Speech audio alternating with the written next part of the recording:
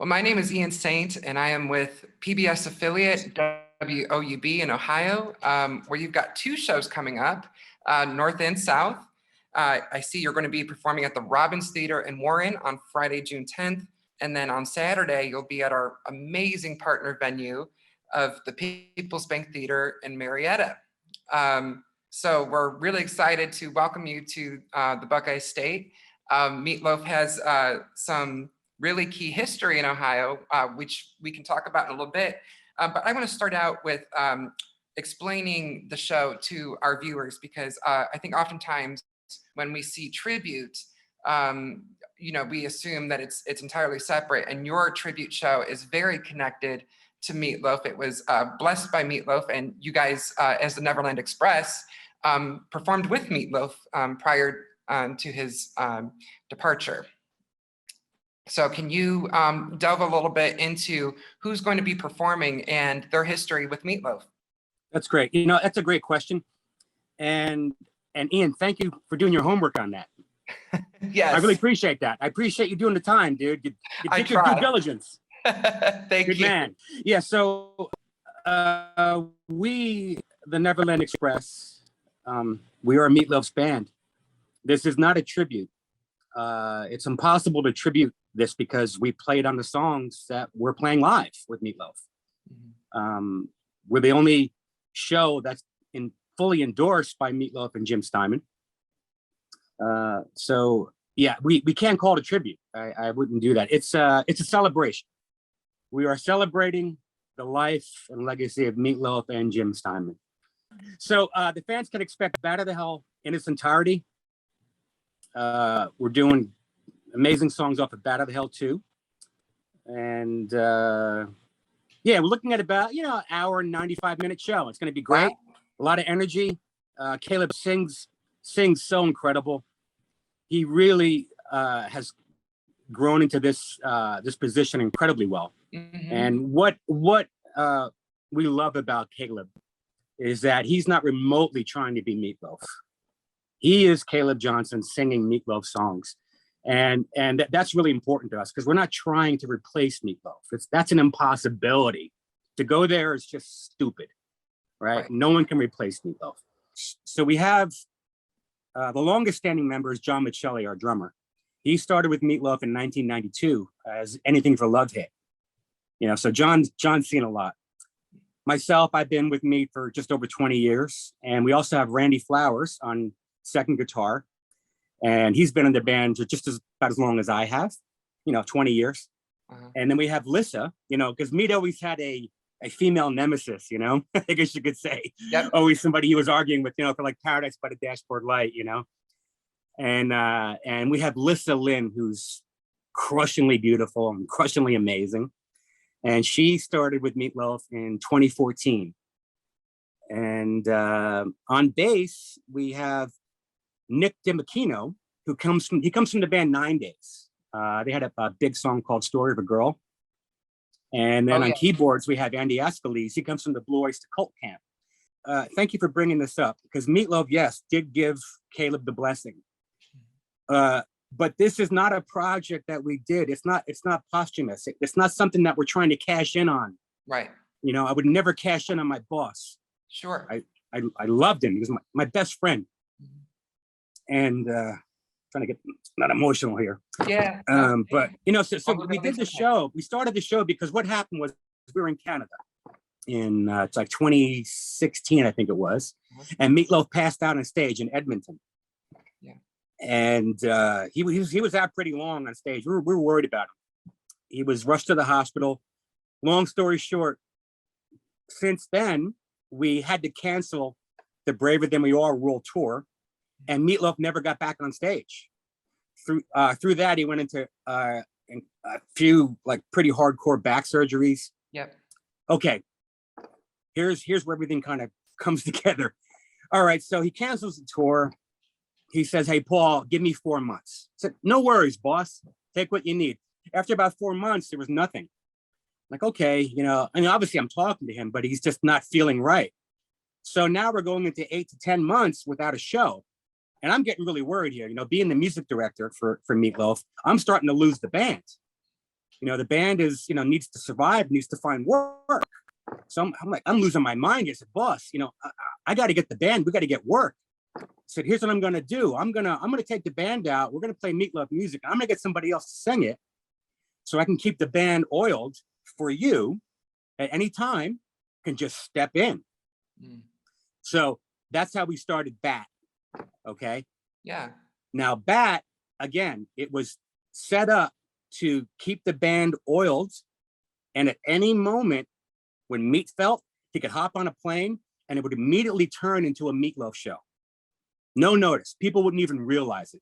It would be Bill Bat, and all of a sudden Meat Loaf would just walk out. Okay. That's how this was all put together. I Great. have read many articles from when you guys were touring, when Great. both and Jim were still alive. And, I think it speaks to Meat's compassion for the people he cares about, that he recognized, the band needed to keep moving if they were going to back him when he was able to perform. And so for him to have the humility to give that blessing really, seems to speak, I guess I should say, a lot of rock stars of his stature probably would not have done that. And so it's another testament to the many ways that Meat Loaf kind of stood out from the pack. Exactly, buddy.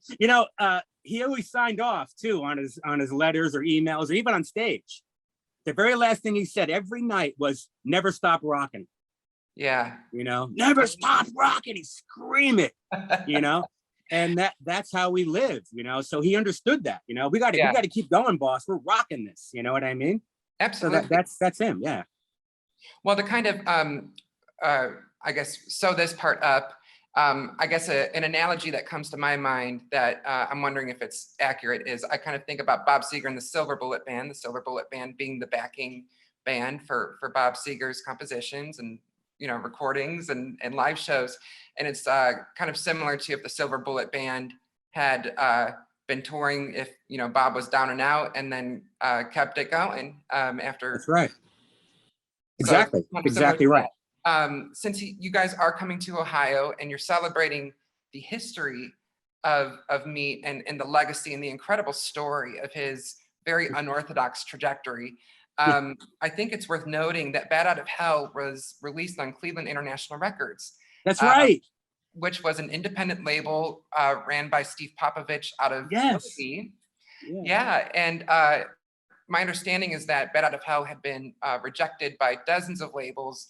By the time that Bat Out of Hell was finally released, Meat Loaf was 30. And so for Steve in Ohio with Cleveland International Records to take him on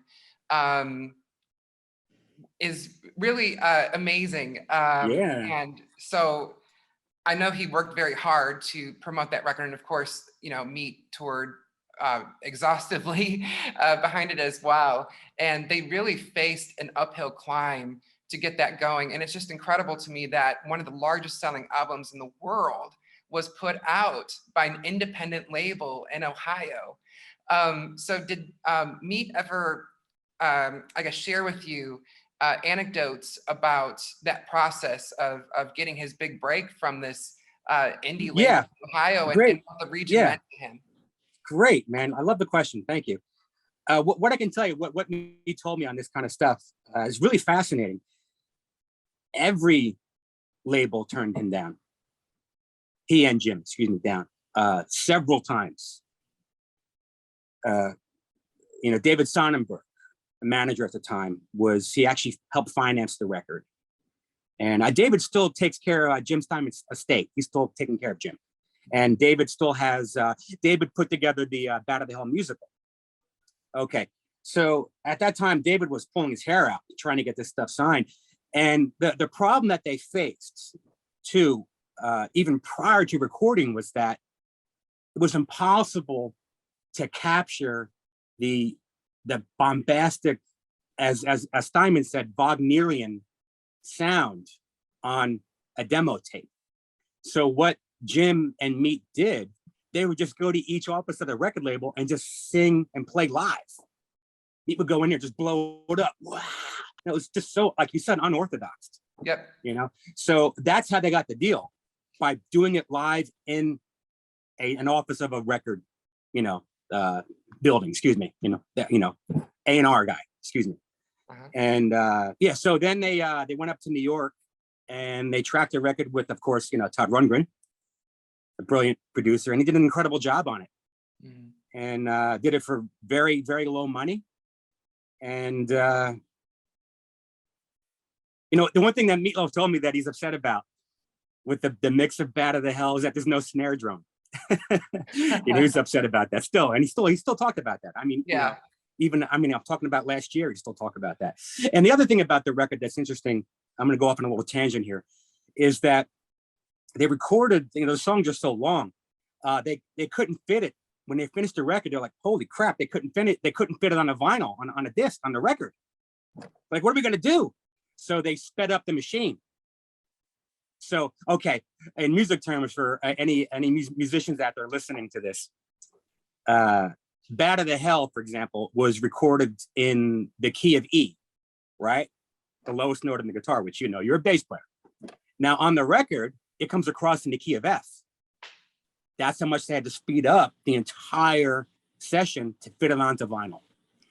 And that drove Meat Loaf nuts because he could never capture that tone of voice, okay? Because he sped up a half step. So he had this kind of pointed mid-range and a quicker vibrato that he could never imitate. And that drove him nuts because people wanted to hear that sound, So that was one of the things that really bummed him out about the record. Yeah. Yeah. But obviously we all love the record. And I love the way the record sounds. I think the record sounds great, Yeah. All I can tell you is that whenever he's talked about Cleveland and Popovich, it's been incredibly a loving tone and very appreciative, Meat realized the risk that Popovich took, and he was always, and I'm still, even right now, grateful for that. Yeah. So that's wonderful that you guys are coming back to Ohio, where I know, man. Began, not just in terms of the business of that's where the office was based, but that spirit of both Meat Loaf as the artist and Jim Steinman as the writer of these songs that record company execs said radio would never take on. And then of course, Steve Popovich as the one that took the gamble that nobody else would, as an indie guy, who wasn't based on either coast, Yeah. Now I think what did it for Steve was Meat mentioned this to me. It was the intro of Took the Words. 1 second. It's like this thing. He went into this one. Does it right? Can you hear that? Yep. All right. The whole thing. That sound. That's what Popovich went, oh my God, that's the greatest intro I ever heard. And he signed it on that lick. Yeah. Wow. That's amazing. Yeah. So, I guess one more point about the odds defying that Meat Loaf did was not only with Bat Out of Hell 1, but with Bat Out of Hell 2. It's just incredible to me that this was at the height of grunge in 1993, and he was turning 46 as the album came out. The song was very long. I know that once again, the industry was very bearish on how well the record would do, and yet he achieved his first #1 single at the age of 46. So, it's really amazing that this was a running thread in Meat's life, that he had such high stature industry people gambling against him, and through his sheer sincerity and perhaps well, I don't know, I guess that's what I'll turn to you. What do you think it is about Meat that led to him constantly, or I should say at least twice, ruling the industry And at later ages than, is typical for rock music, being 30 with bat one and 46 at bat two, all these odds makers betting against him, and yet he prevailed. So from your vantage point and knowing him personally, what do you think drove that incredible phenomenon? And I think, in these times, when so many people are feeling, bearish about their own prospects, given everything that's going on, that story that you guys are carrying on for Meat is really inspiring. Right on, man.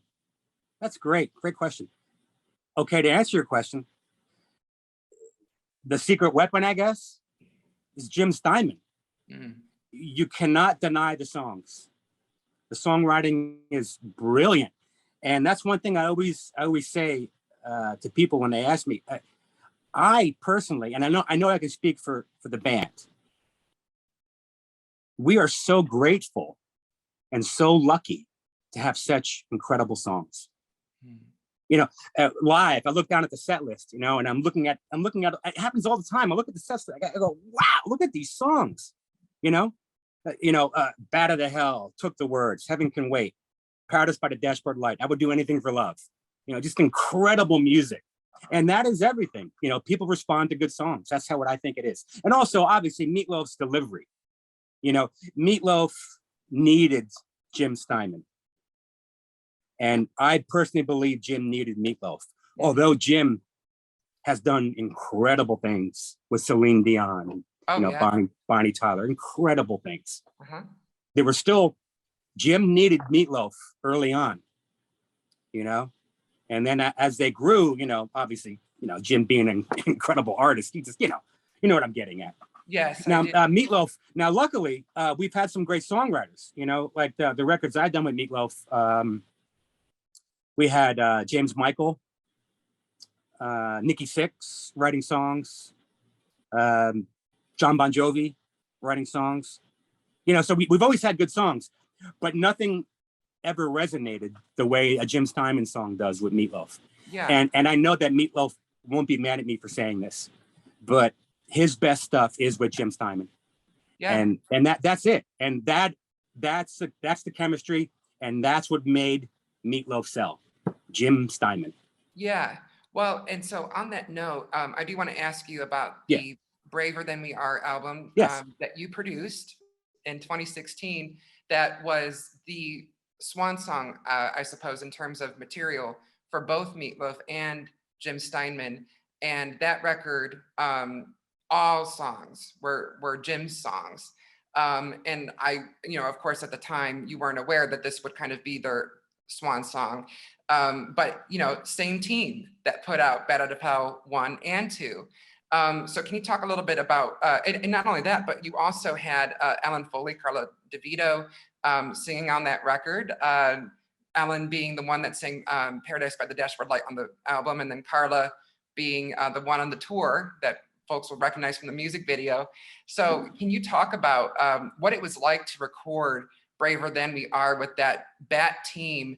And in retrospect, since this, the record that you produced for Meat Loaf and Jim Steinman wound up kind of becoming their swan song, what are your reflections on that as it ties to Bat and their, I guess, last output? Okay, right away, the first word that comes to mind is difficult. It was brutal. That recording process took about 2.5 years. Wow. Yeah, it was hard. It was hard. 2.5 years before this was pre-COVID, so. yeah, Ian, it was nuts, man. Meat was going through a bunch of health issues. He's the way he sang. He used his whole body. He's very operatic. So, it was very bravado. His whole back. Everything is used when he hit a note. And he had incredible back pain, especially lower back pain. And he went through 3 or 4 surgeries during this process. We would rent, he and I would just rent houses, and we would, we'd live alone in these houses and record. So, he and I have seen the best and worst of each other. I can imagine. So Meat and I, again, living together, we never got a break. So we were eating dinner, we were food shopping, and then we'd record. We try to get a note, and a lot of times we didn't get anything. I'd be in the studio. What we did was we get these houses, and I would set up a room somewhere in the far side of the house as a studio, and I bring in all my gear, sound condition the room, and I would start my work in the morning, and I'd wait for Meat to come into the door. Sometimes 2, 3 in the afternoon, he would show up, just be in his room the whole time. And he would come in and he'd go like this to me, which means that I'm not working today. And he just leaves and go back to his room. Okay. And that happened a lot. Oh, wow. That happened a lot. Yeah. So like for an example, we had a house in Brentwood, which is outside of Nashville. We rented a house for 11 weeks. And actually, you know what? I'm mistaken. We did good there. It was the house in LA. The house off of Sunset Boulevard, I think it was. And we were there for about 9 weeks, 9 to 10 weeks. Didn't get one word recorded. Oh my goodness. 9 weeks. Not LA's one. Not the cheapest metro in the country either. Exactly. Not one word. Wow. Yeah. And then we got to Nashville later on. That was probably 8 months later. And it started to work. His voice was starting to work. Good. Although still very difficult. We had a hell of a time recording it. Mm-hmm. A lot of punching in, because he was hitting, close to 70 years old. Yeah. And, it was just tough for him. Also, I mean, the music's incredibly challenging. We're not talking Jumpin' Jack Flash here. No. Steinman's melodies are incredibly complex and difficult time singing this stuff. He's 30 years old. Right. Right. So yeah. What was really cool about the recording process too was working this close with Jim Steinman. At that time, Jim, I think he went through 2 strokes, so he really couldn't speak. I mean, he would speak to me, but it was very, for lack of a better term, mumbled. And he was aware of this too. He would just do the best he could to get through it, to explain to me what he wanted to hear. And how he worked, and I still can't believe we did this. He had an iPad, and he had like this app on it that would have like bass notes or piano notes, and he would just hit single notes and kind of, for lack of a better word, mumble a melody line to me. And he would type the lyric out and send me the lyric, and then he would mumble the melody, like that kind of thing, as he was hitting bass notes. And I'd listen to it and say, okay, I understand. And I would just kind of take that and I would convert it into the song, build the chords around it. And that's how we did a lot of the record. Yeah.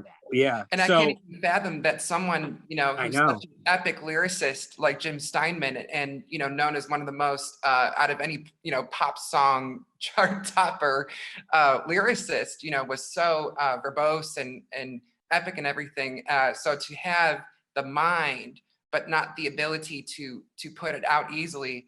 I can only imagine how frustrating that was for him. And it's that's Meat Loaf as well. I mean, Meat on stage, the last decade, it's been really challenging for him. Yeah. And what's funny is that I would see him, how I viewed Meat Loaf, and I even told him this too. He'd laugh at me. When we were on stage, I viewed him Meat Loaf 1977. That's who I saw on stage every time. Mm-hmm. Because being so close with him, knowing him, it's just like a lion, his chest, just giving everything he had. Although he couldn't move like he did, but he had the attitude. He had that animalistic, I'm going to kill everything in this room. Every time he got on stage, he had that attitude. His body didn't show it, but he was there. And Meat never lost his sharpness either. It's amazing that you guys put out, the album that you produced with Meat and Jim, almost 30 years after Bat Out of Hell, and all the, jaw-dropping battles that they would have in between, where you would never imagine they could ever even be on speaking terms, let alone collaborate on a record again. Yeah, you're exactly right. And what's amazing is that, on Back to Braver, I was talking to Jim a lot,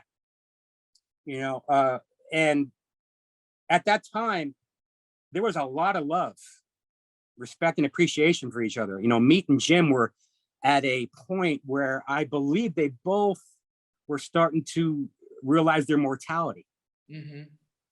Like you said, they didn't consider it a swan song, but they were considering their mortality. They saw, you know, things were winding down, obviously. So there was a lot of love there, a lot of very, for